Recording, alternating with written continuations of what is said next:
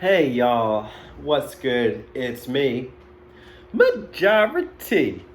Out here today to get a little video response action to a great channel, LifeSpiller79.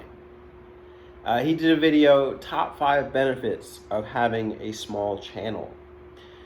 And I really appreciate him doing that video. Before you watch this, just make sure that you watched it. I'll have a card in the top right corner to the video that you can click now to go check it out. Also, he does a lot of topical stuff on YouTube. So if you really like that kind of stuff, I highly recommend subscribing to him. I personally really like that stuff. I usually do like this kind of content too, like video responses or table topics. If you guys are looking for stuff like that, I got great content in the backlog, so go check it out. With that being said, I'm adapting the response today.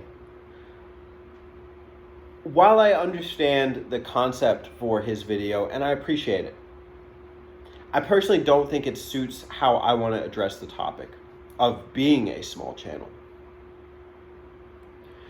I understand that he did the video because there's a stigma against being a small channel.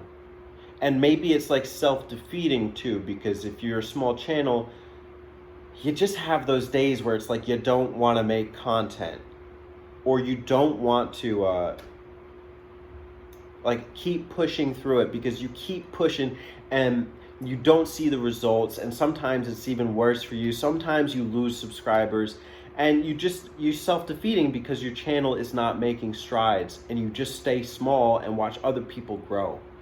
I think it's one of the worst things too, because like you can see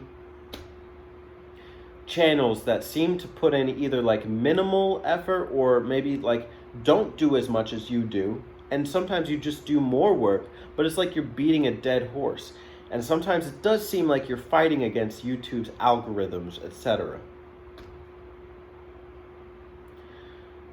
And that can be so discouraging. And so I get it. Like I appreciate that, you know, there's a voice out there trying to uplift small channels. And I think it's a good message too for listeners to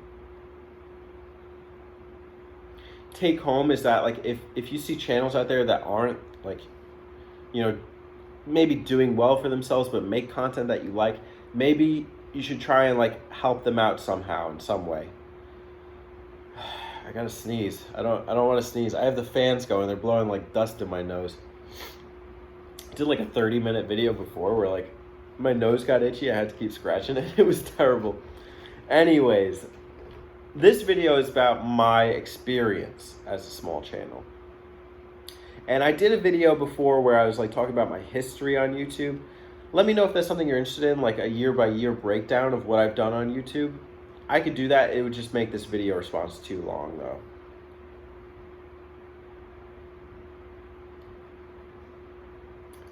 So, I think while it's important to talk about what are some of the benefits to being a small channel, we also have to acknowledge that you don't get access to the same tools that larger channels do. And there's a reason why that's important. Some of those tools are like super chat, like live streaming, like a custom URL, because these have artificial subscriber caps that you have to reach and then put in an application for it in order to do. Also monetization. I want to give you a flashback, if you will, to me in 2014, 2013, when I was posting videos here on YouTube that were either my first video game reviews or I was like recording footage from Pokemon X and Y on my 3DS using my flip cam. At that time, I was just done with college, living out of state, making barely enough money to pay my rent and stay fed. I used to eat like rice and beans, just so you understand. I could not afford to invest in equipment. I used to review every single thing I owned, you know, and I was having fun with it, granted, but to see other channels that, you know, had all this equipment, I aspired to be like them, and I couldn't afford it, and that was incredibly discouraging. There are people out there today who probably want to start YouTube channels that don't have the equipment. I think things are easier now because like we have the phones, etc. But most people don't even do this kind of video, you know, like this sit in front of the camera type video. And so the other thing too is like nowadays you compete with people more so than maybe we did back 7 years ago or whatever it was, whenever you started, whoever's listening. At that time, like I was able to experiment and have fun and you know, grow the channel in whatever way I saw fit. But I didn't have access to the same tech equipment, and to some extent I still don't. People nowadays have these really nice cameras and tripods, and they set it up and they have the same setup. I don't even have a good gaming like setup, you know, behind me to display. So we're talking about like economic differences. If you don't have access to things like the super chat or the live streaming on the phone, you can't do that if you don't have 1,000 subscribers. Or even like an easy custom URL you could tell people to go check you out, like, oh, check me out at youtube.com/c/MajaraT, Majara_T. If you can't tell people that, that affects your ability to market yourself and to keep growing the channel and to keep competing with other people and to get your videos out there. Now, the thing is too, most people don't put out videos on YouTube to archive and not get shown. They do it because they want to feel like they're part of a community. I have to tell you, one of the most discouraging things was in my first year on YouTube, I had a total of 19 subscribers. And I did my best. I worked really hard, but 19 is not a big number. Granted, some of my best subscribers came out of that time. Some of the people who have stuck with me throughout the years, like Bossum Burf, I'll never forget that. Crack Lotus, I'll never forget him. You know, these guys, like, they did a lot for my channel as well, and they helped me to continue growing, and, you know, they've been there throughout the years watching the videos, etc. Although Crack Lotus, I don't know where he's at. He just disappeared. Miss him, but it's what it is. So I think it's important, whether or not you want to use that stuff, that you have the right. That you have the right to use that stuff in order to grow your channel and to keep displaying your content and keep getting it out there so you can keep getting access to feedback or whatever. And I know there's other ways to do it. Like you could do it and like, you know, you use Reddit to promote your stuff too. But I seriously think that if you want to be part of the playing field, you need to cross that 1,000 subscriber threshold. I think there may be a stigma too when people look at you and like they see that you're under that. I don't know. I can't verify that. But I feel like people are more inclined to, like, first off, take you seriously if they see that, oh, you've got that following. Oh, you're past that 1,000. Oh, you have a channel with a unique identity. You know, one of the things like Lifespiller said in his video is like, as a small channel, you have the freedom to make whatever content you want. Well, that's true. But also, you have to consider what content is going to hurt you, because to some respect, every subscriber that you have is so vital. And I'm not saying like it makes you want to like not post something that you love, you know, or like, because I've done videos this past month that cost me subscribers. I lost like 8 subscribers in the past 30 days, just so you know. So you understand where I'm coming from. And I don't regret those videos at all. But I've done stuff like book reviews and beer reviews, and people don't give a shit about that. And so when I stop keeping with the identity of this channel, and when I for one moment, when I stop like trying to focus on like the type of stuff that I do, which I'm glad I have a focus now, it hurts my channel. It hurts me. It hurts my brand. It does not look good to have a video that has 25 views when you have 450 subscribers. It just doesn't.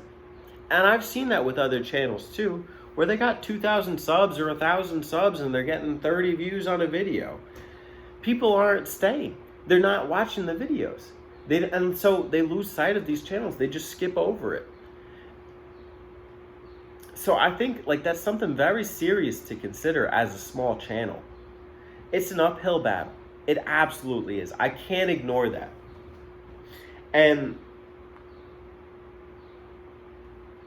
while I like, where I'm at, while I like the people that continue to come through here, and while I feel like in some respects the technical ways to be a part of a community are stronger now than they've ever been,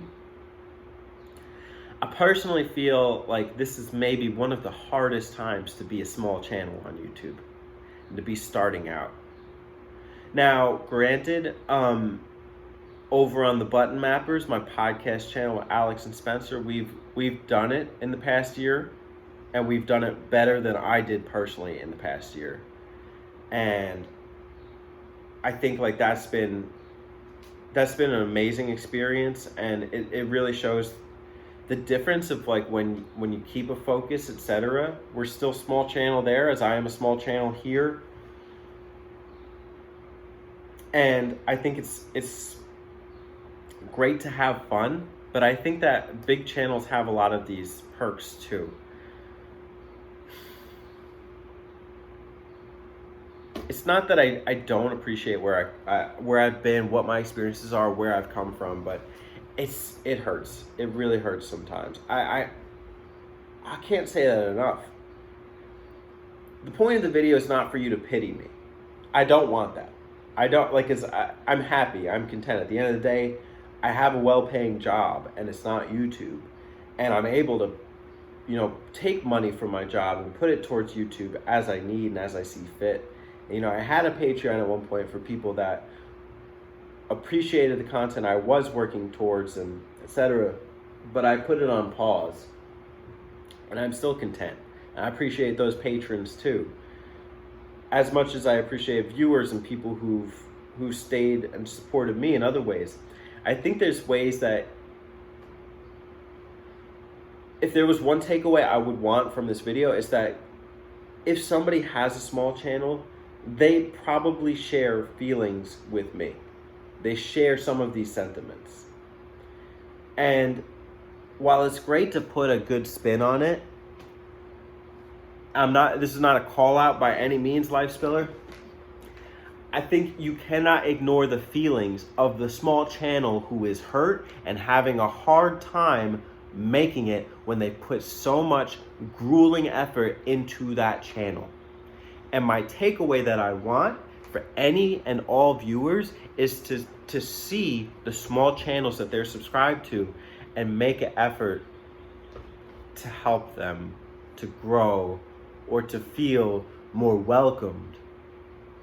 And it's really simple things that you can do. And like, that's what I'd want. That's kind of my takeaway here.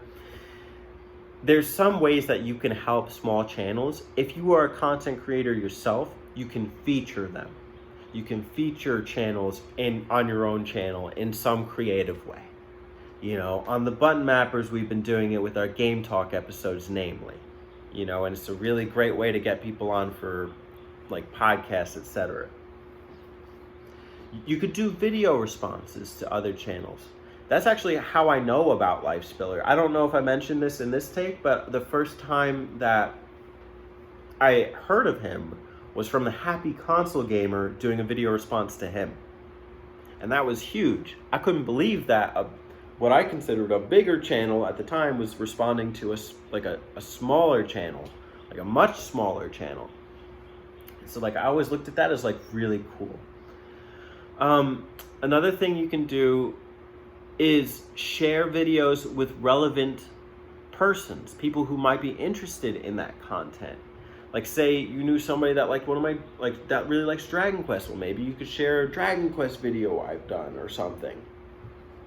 And, it's reciprocal. we can do the same. We see that stuff. We notice it when you do that. You can also post it in comments being like, hey, I just shared it to Reddit or whatever, like, you know? And us small channels, we appreciate that. We appreciate every single push. I can't forget some of the first people who've helped me grow to get to where I'm at. I am very proud at the end of the day. I know I've come very far. I'm very proud of my skills technically and in front of the camera, and to discern when I've got a good video. There were times I didn't have that. It takes a lot of experience, but that's my experience as a small channel, as somebody who's had a small channel all this time. I hope I didn't sound too repetitive in the video, but I hope you enjoyed it as well. Feel free to do a video response of your own. What is your experience as a smaller channel, as well as let us know in the comments below. Even if you don't have a channel, what are your experiences with small channels here on YouTube? And what have you done to support them? That's it for me, Majara T. Subscribe if you like this content, and I will catch you later.